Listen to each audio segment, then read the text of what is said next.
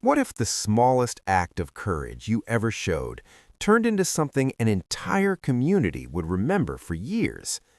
Not because it was loud, not because it made headlines, but because it reminded people who they really are. A few winters ago, just days before Christmas break, something happened at a middle school in Phoenix, Arizona that started in the quietest way possible.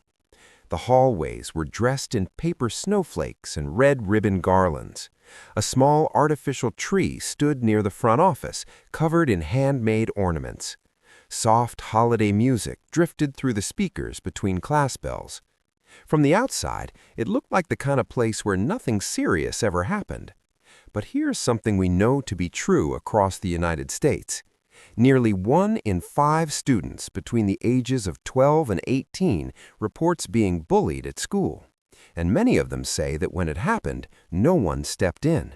Not because people are cruel, often because they're unsure or afraid, or simply hoping someone else will handle it. On one December afternoon, in that decorated hallway filled with cheerful noise, a 13-year-old boy named Caleb Parker faced that very moment. Caleb was not the kind of kid who drew attention. He kept his hair short, wore simple hoodies, and carried the same dark backpack he had used since 6th grade. Most days he walked with his head slightly lowered, headphones resting over his ears, even when no music was playing. He liked the feeling that they created a small, invisible wall between him and the rest of the world. It was not that Caleb was unfriendly. He was thoughtful, observant. He just preferred quiet over chaos. At 13 years old, Caleb had already learned something many adults understand well. Staying unnoticed can feel safer than standing out. In middle school hallways, where personalities are loud and opinions even louder, being invisible sometimes feels like protection. That afternoon, lockers slammed and students laughed about holiday plans. Some talked about road trips to see grandparents. Others compared gifts they hoped to receive. The air smelled faintly of peppermint from candy canes handed out in homeroom. That was when Caleb noticed something at the far end of the hallway. A new student stood near the wall beneath a string of blinking white lights taped carefully above the lockers. Her name was Emma Brooks. She had transferred just a few weeks earlier. She wore a brown leather jacket that looked older than the ones most students wore, and on her backpack was a small embroidered patch that read Iron Legacy Riders.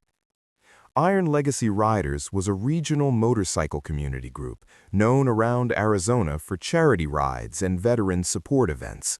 They organized toy drives every December and raised funds for families in need. But to a group of 7th graders who did not understand much beyond appearances, a motorcycle patch was enough to spark whispers. 3 older boys had positioned themselves in front of Emma, their voices low but sharp. They were not shouting, they were not pushing, but they were smiling in a way that made their meaning clear. They made comments about her jacket, they joked about motorcycles, they asked if she planned to ride to school next time. A few students passing by slowed down, glanced over, then kept walking. This is the part of bullying that often goes unnoticed. It does not always look dramatic. Sometimes it is quiet, controlled, public enough to humiliate, subtle enough to avoid consequences. Emma stood still, her shoulders squared in a way that tried to look confident, but her fingers tightened around her backpack straps. Her eyes remained lowered, fixed somewhere near the floor tiles decorated with small holiday decals. She did not respond, she did not argue, she simply endured. Caleb saw it all from several lockers away. At first, he did what most people do. He hesitated. His mind offered quick excuses. It is not my business. A teacher will see. Someone else will say something. His heart began to beat faster anyway. That familiar tightness formed in his chest, the one that shows up when you know what is right but feel unsure whether you have the strength to do it. Psychologists call it the bystander effect. The more people who witness a situation, the less likely each individual is to act. Responsibility feels diluted, shared, unclear. Caleb felt that pull, the urge to stay silent, to slide his headphones back over his ears and keep walking. Instead, he reached up and slowly removed them. The hallway noise seemed louder without the soft cushion of foam against his ears. Each step toward the group felt heavier than it should have. His palms felt cold. He was not taller than the boys standing there. He was not stronger. He did not have a clever speech prepared. He stopped a few feet away and spoke in a voice that was steady only because he forced it to be. "Leave her alone." The words were simple, not dramatic, not polished, but they carried weight because they broke the silence. The boys turned, surprised more than anything. For a second, they laughed. One of them asked if Caleb planned to play hero. Another made a comment about him needing to mind his own business. Their tone was mocking, but something had shifted. The audience had changed. The moment was no longer private. Before the exchange could grow louder, a teacher stepped around the corner carrying a box of holiday party supplies. The boys quickly adjusted their expressions and drifted away, muttering something about being late to class. The hallway returned to its usual rhythm. Lockers closed, music played faintly overhead. But for Caleb, everything felt different. Emma looked up at him then. Her expression carried both relief and disbelief. She thanked him quietly, introducing herself in a voice that was softer than before, but steady. She explained that her father was part of Iron Legacy Riders and that ever since classmates noticed the patch, the comments had started. Not always cruel, but constant. Caleb nodded. He told her something he had not planned to say, that nobody deserves to be judged for their family, that sometimes people tease what they do not understand. The final bell rang, sending a rush of movement through the corridor. Students grabbed coats and backpacks. Snowflake decorations fluttered in the breeze created by passing bodies. Caleb and Emma walked in separate directions, but something unspoken connected them now. On his walk home, the desert air felt cooler than usual. Holiday lights blinked from rooftops. The scent of wood smoke drifted from chimneys. Caleb replayed the moment again and again in his mind. He did not feel heroic. He felt uncertain. He wondered if he had helped, or if he had simply drawn attention to himself.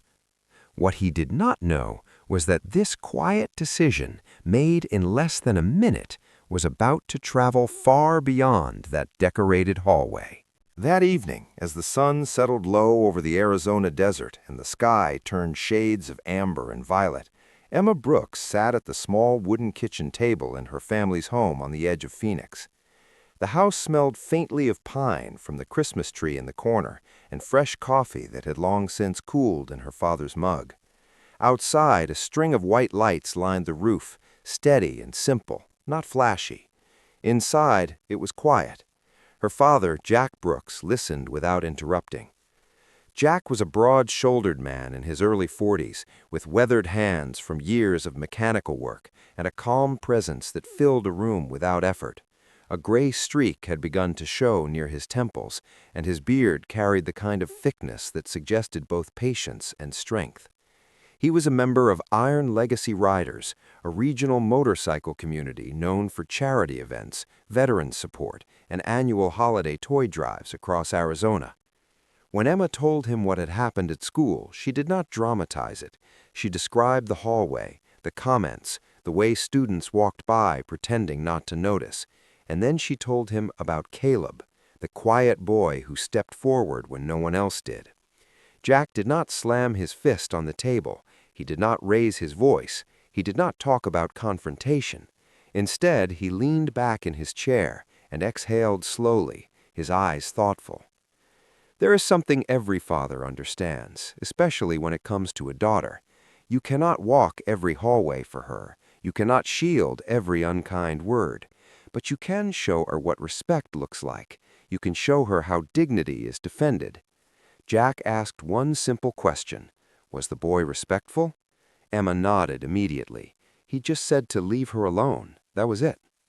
Jack looked toward the Christmas tree for a long moment, the soft lights reflecting in his eyes.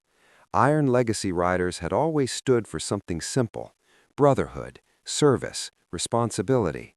Many of the members were veterans. Some were small business owners. Others were retired first responders. Every December, they organized toy drives for local shelters and delivered meals to families in need. They believed in showing up, not to intimidate, but to support. Finally, Jack spoke.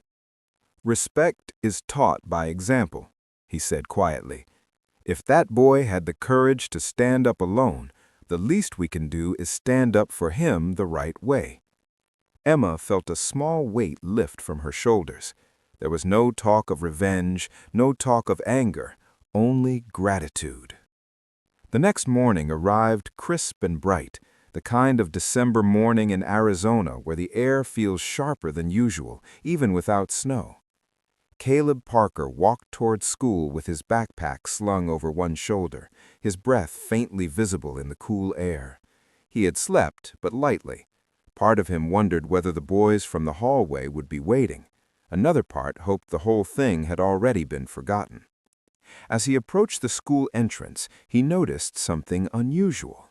At first, it was only a low vibration in the distance, a steady hum that did not belong to traffic or construction. The sound grew gradually, rolling across the pavement like distant thunder. Students standing near the entrance paused mid-sentence. A few turned their heads toward the parking lot. Then they saw them. Motorcycles appeared at the far end of the lot, riding in single file with controlled precision. The chrome reflected the pale morning sunlight. The riders wore dark jackets, some with small holiday ribbons tied neatly near the handlebars. The embroidered emblem of Iron Legacy Riders was visible, but understated. The engines did not roar aggressively. They moved steadily, deliberately, as if part of a coordinated arrival. Teachers stepped outside, coats wrapped tight against the cold, watching carefully but calmly. The bikes formed a clean line along the far edge of the parking lot. One by one, the engines powered down until the campus fell into a quiet that felt almost suspended in time. Caleb stood frozen near the entrance doors, his heart pounding in his ears.